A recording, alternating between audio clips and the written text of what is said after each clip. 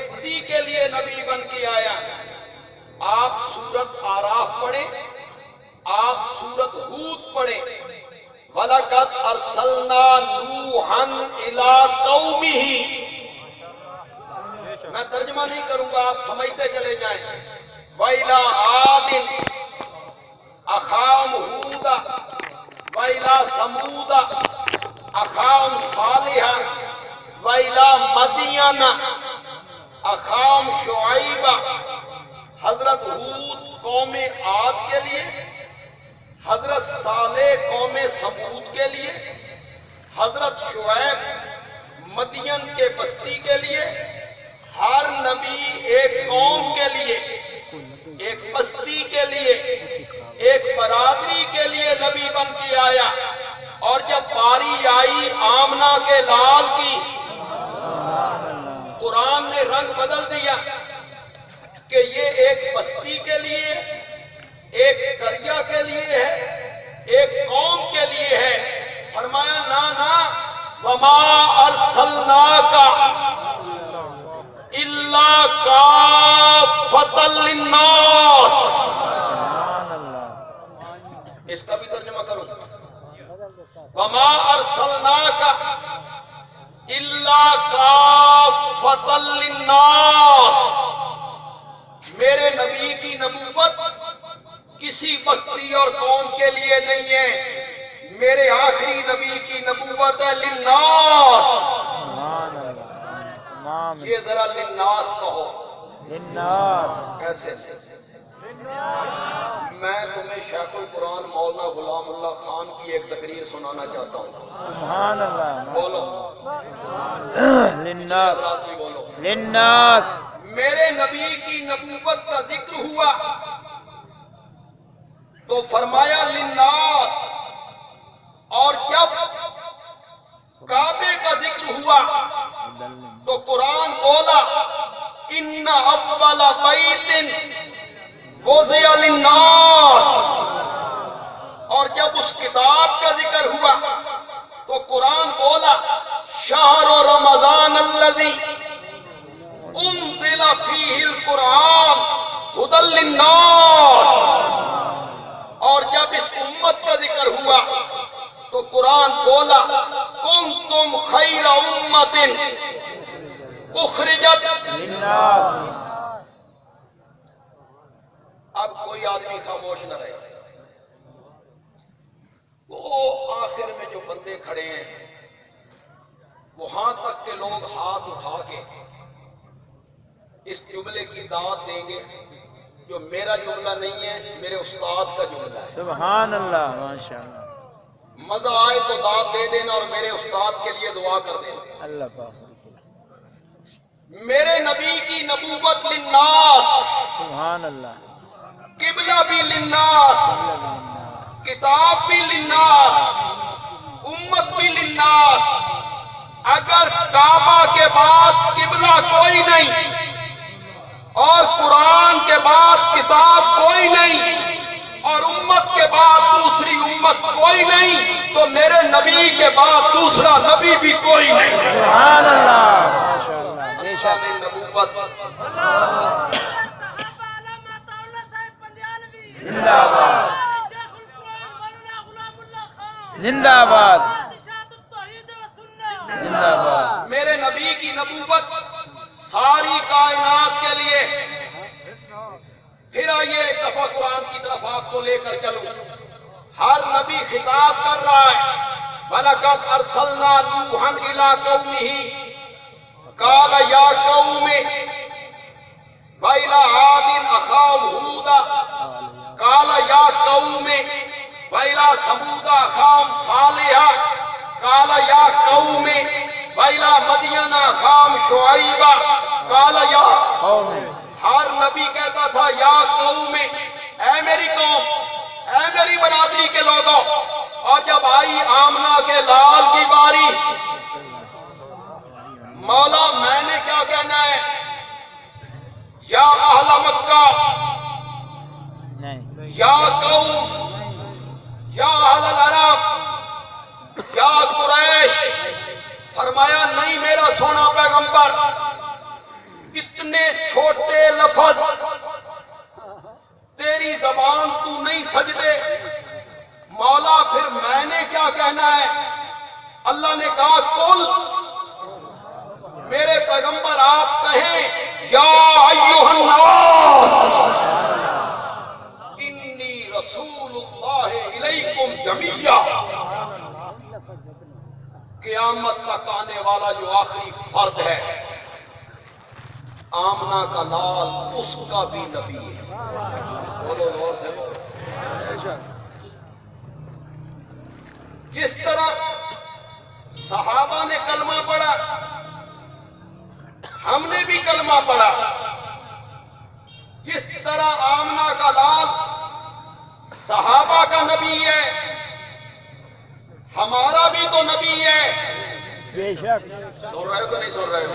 ذرا میری تمہید سن لو، میں نے جو نتیجہ نکالا ہے وہ بہت خوبصورت نکالا۔ آپ کی نبوت ساری کائنات کے لیے،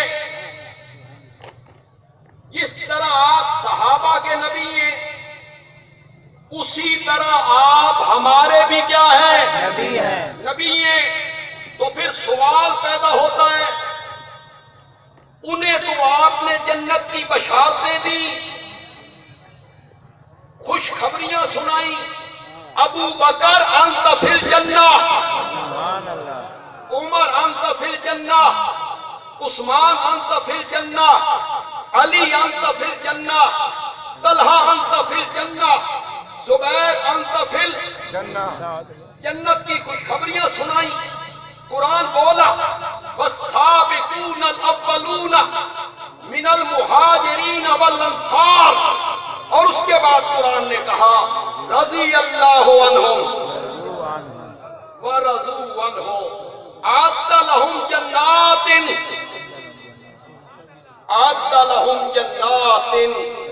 تجری تحتها الانہار۔ علماء مجھے معاف کر دیں، سامعین غور سے سنیں، تو اعد لہم جنات تجری کا ایک معنی میں اپنے ذوق کے مطابق کرتا ہوں۔ صحابہ میرے محسن ہیں، صحابہ کے ذریعے مجھے توحید پہنچی ہے، بے شک صحابہ کے ذریعے مجھے قرآن پہنچا ہے، صحابہ کے ذریعے مجھے سنت پہنچی ہے، صحابہ کے ذریعے مجھے احکام پہنچے ہیں، صحابہ میرے محسن ہیں۔ اس محبت میں ڈوب کر میں مانا کرتا ہوں اعد لہم جنات تجری تحتها الانہار، میرا سونا پیغمبر اساں تا جنت سجائی تیرے یاراں دے واسطے ہے۔ اللہ نے صحابہ کو جنت کی بشارت دی، جنت ان پہ واجب ہو۔ اور ایک جملہ کہوں تو غلط نہیں ہو، آپ کو پسند آ جائے تو کہنا بندیالوی اچھا جملہ کہہ گیا ہے۔ آپ سب کو صحابہ سے محبت ہے، بے شک زور سے بولو، زور سے بولو، آپ سب کو صحابہ سے محبت ہے۔ بے شک پھر محبت ہے تو اس جملے کو سنو، بندیالوی کہتا ہے خود صحابہ کو جنت کی اتنی تلاش نہیں تھی جتنی جنت کو صحابہ کی تلاش تھی۔ نبی تو وہ سب کے ہیں، میرے بھی اور حضرت صدیق اکبر کے بھی، انہیں جنت کی بشارتیں دی، ہمیں کیا دیا؟ ہم بھی تو ان کے امتی ہیں، ہم نے بھی تو ان کا کلمہ پڑھا ہے۔ انہیں تو کہتے ہیں بلال تو کون سا عمل کرتا ہے؟ میں معراج والی رات جنت میں گیا تو میں نے تیرے قدموں کی آہٹ جنت میں سنی۔ انہیں تو بشارتیں مل رہی۔ صبح کی نماز پڑھانے کے بعد نبی پاک نے فرمایا میں معراج پہ گیا تو میں نے دیکھا کہ جنت کے 8 دروازے، باب الصلاۃ، باب الزکات، باب الصوم، باب الحج، باب الجہاد۔ جانا تو ایک دروازے سے ہے، یہ اللہ کی رحمت ہے، کسی کو کہیں گے تو باب الصلاۃ سے چلا جا، کون؟ جس کو نمازوں سے زیادہ محبت ہوتی، سبحان اللہ، تو باب الزکات سے چلا جا، جس کو زکات دینے سے زیادہ محبت ہے۔ سبحان اللہ، بے شک، اتنے ذرا ہولے سبحان اللہ۔ سبحان اللہ، عشر دینے کا وقت آئے اور زکات دینے کا وقت آئے تو پھر ہمارے فوائد بھائی اللہ کی راہ میں کچھ نہیں ہے۔ خدا کی قسم ہے، یہ جو دوسرا ٹولہ ہے نا، انہاں لوگوں نے جڑا مکو بنیا صحیح کام نہ کیتا، تیجا، ساتا، 10واں، 20واں، 40واں، برسی، عید میلاد النبی، معراج النبی، شبی برات، چھوٹی 11ویں، بڑی 11ویں، درمیانی 11ویں، سو نہیں لینے، سانس نہیں لینے دے، دیگے پکاؤ، نوٹ لگاؤ، یہ مناؤ وہ مناؤ۔ میرے استاد تفسیر کے حضرت شیخ القرآن مولانا غلام اللہ خان رحمت اللہ علیہ کہتے تھے، میں نے ان لوگوں کو کہا غیر اللہ کی نیاز نہیں دینی، غیر اللہ کی نظر و نیاز نہیں دینی۔ ہمارے موائز ساتھیوں نے کہا استاد جی مطمئن ہو جاؤ، غیر اللہ تو غیر اللہ رہ گئے، اسا اللہ دے نام دی بھی دے گئے تے ساڈا نام بٹا چھڑ گئے۔ یہ مواہد ہے، عشر نکالتا ہے نہ توحید مننی ہے، یہ مواہد ہے، نماز پڑھتا ہے نہ شرک نہیں کرتے، جانا ایک دروازے سے ہے، دروازے کتنے ہیں؟ 8 غور سے بولو جی۔ فرمایا میری امت کا ایک آدمی آیا، وہ جب جنت کے قریب آیا تو جنت کے 8 دروازے کھل گئے، سبحان اللہ، ماشاءاللہ، ہر دروازے نے التجا کی ادھر سے آئیے، یہ شرف مجھے بخش۔ دوسرا دروازہ کہتا ہے ادھر سے آئیے، یہ شرف مجھے بخشیے۔ آپ نے یہ بات سنائی، حضرت سیدنا صدیق اکبر رضی اللہ تعالیٰ عنہ نے فرمایا، پوچھا من ہوا یا رسول اللہ، وہ خوش نصیب کون ہے جس کو جنت کے 8 دروازے بلائیں گے؟ میرے آقا نے فرمایا ابو بکر تیرے سوا کون ہو سکتا ہے؟ صحابہ کو تو جنت کی بشارتیں سنائی، ہمیں کیا تھا؟ ہم نے بھی تو کلمہ پڑھا، ہم بھی تو ان کے امتی ہیں، انہیں نام لے لے کے جنت کی بشارتیں، صحابہ کو قرآن نے جنت کی بشارتیں دی، ہمیں کیا دیا؟ ہمیں، میں آ رہا ہوں دوسرے موضوع پر، ہمیں بھی نہیں بھولے، ہمیں کچھ کام بتائے، ہمیں کچھ عمل بتائے، فرمایا یہ عمل تم کر لو جنت کی ضمانت تمہیں بھی دیتا ہوں۔ عمل بتائے، ان میں سے ایک عمل میرے نبی نے بتایا، من بنا للہ مسجدن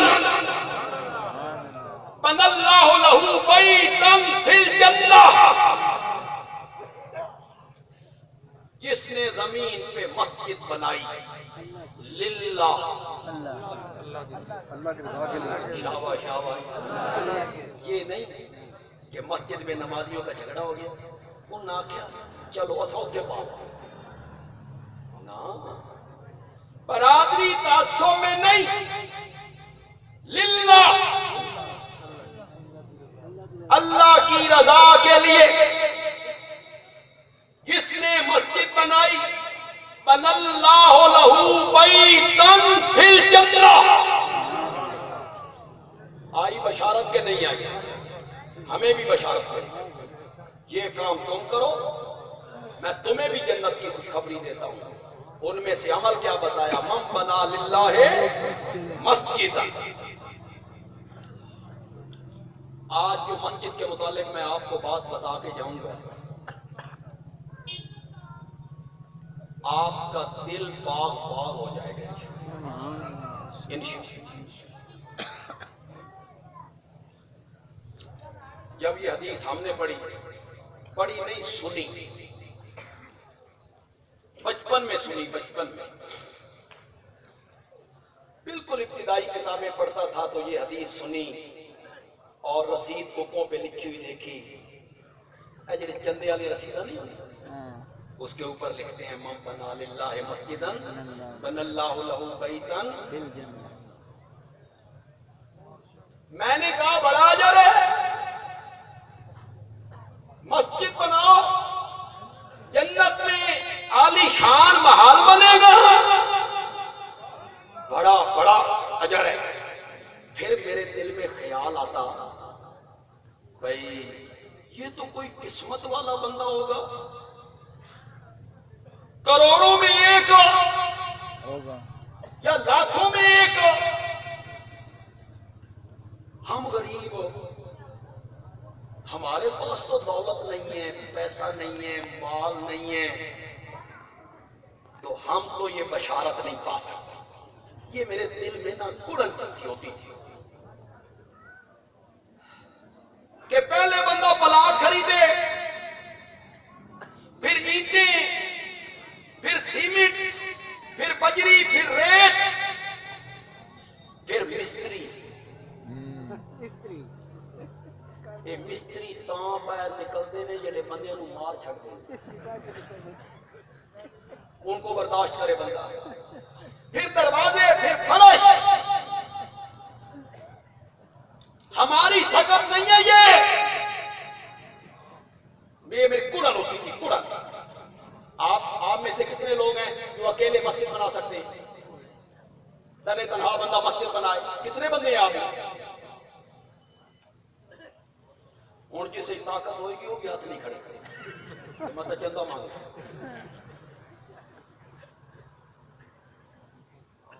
مولا مجھ میں تو طاقت نہیں ہے، ہم تو پھر محروم ہو گئے نا۔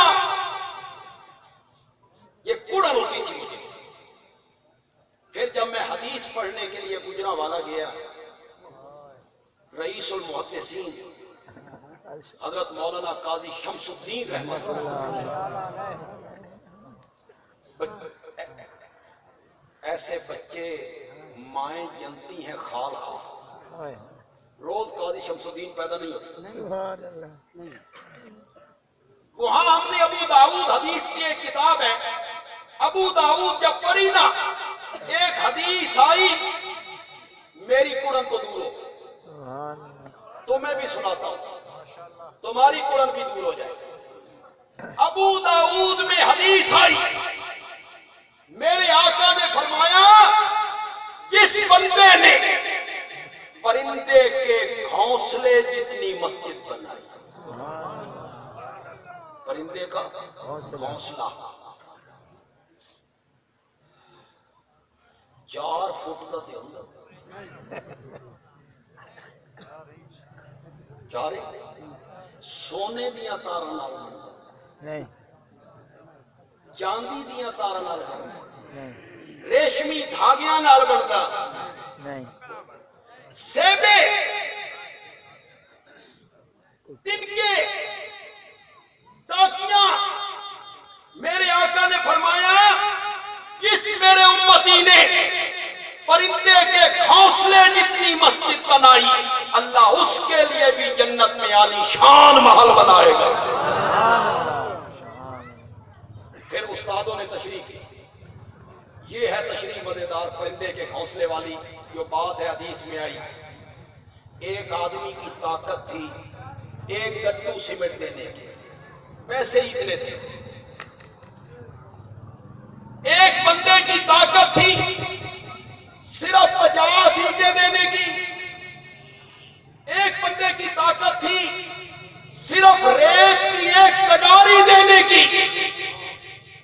جس بندے نے اللہ کے گھر کو بنانے کے لیے ریت کی ایک تگاری بھی صرف کی، اللہ اس کے لیے بھی جنت میں عالی شان محل۔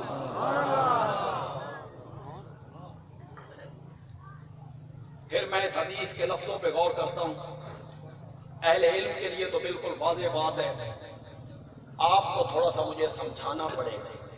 من بنا للہ مسجدن، کہو ذرا مسجدن، مسجدان زور سے بولو مسجدان مسجدن. یہ نون کی آواز ہے، یہ نون کی. مسجدن یہ کون سا نون ہوتا ہے؟ نون تنوین کا. لکھا نہیں جاتا، پڑھا جاتا اس کو ہماری گرامر میں کیا کہتے ہیں؟ نون تنوین کا. اس کی نشانی کیا ہوتی ہے؟ لکھا نہیں جاتا. دو زبریں ڈالو، دو زیریں ڈالو، دو پیشے ڈالو، نون کی آواز آ جائے گی. من بنا للہ مسجدن، آگے بڑھیے. بن اللہ لہ بیتن، پھر نون آ گیا.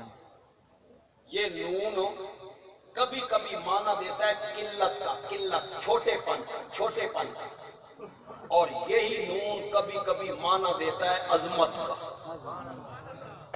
یہ عربی زبان ہے، یہ میرے آقا کی زبان اور یہ جنتیوں کی زبان، جنتیوں کی زبان ہے، جنتیوں کی. انگریز کسی باورچی پہ ناراض ہو گیا تھا اور اس کو کہنے لگا بستر باندھو اور نکلو میرے گھر سے.